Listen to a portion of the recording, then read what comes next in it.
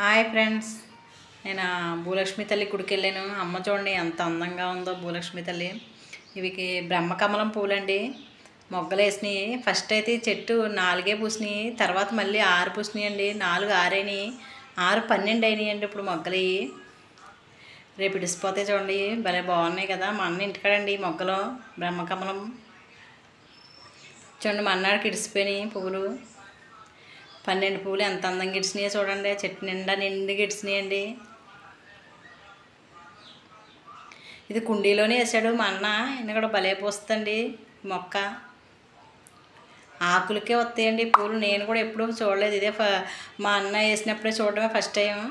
అప్పుడు 4 పూలు పూసినప్పుడు, తర్వాత 6 పూలు, ఇప్పుడు 12 పూలు.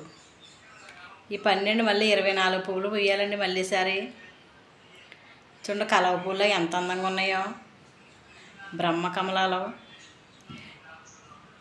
నేను కూడా వేసాను మొక్క, కానీ అది ఇంకా పూయలేదు. ఇది మా అన్న ఇంటికాడ పువ్వు కోసుకొచ్చి లక్ష్మీదేవి కట్టాను. తర్వాత గుడికి కూడా తీసుకెళ్ళామండి. అక్కడ ఫస్ట్ శివుడు ఉన్నాడు, శివుడు దగ్గర పువ్వు పెట్టాడు మా మామయ్య. ఒక పువ్వు ఏమో భూలక్ష్మి తల్లికి ఇచ్చాము. లోపలికి పట్టుకెళ్ళి శివుడి దగ్గర పువ్వు పెట్టేసి మళ్ళీ లోపలికి అమ్మవారి దగ్గరికి వెళ్ళి అక్కడ కూడా అమ్మవారికి ఒక పువ్వు ఇచ్చామండి. అక్కడ అంతా చాలా అంటే చాలా బాగుంది గుడి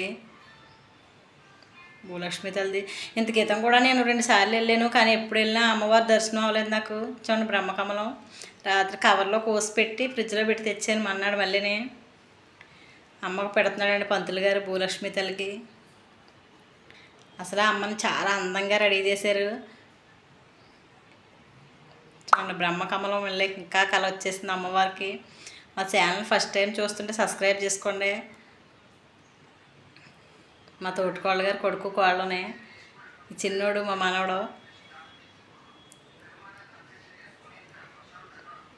మొన్న చెప్పాను కదా పుట్టినరోజు అని, మా పెద్ద మామయ్య గారు వాళ్ళ మనవడండి బాబు కూడానే. పక్కన ఆవులు కూడా ఉన్నాయి. Boy friends.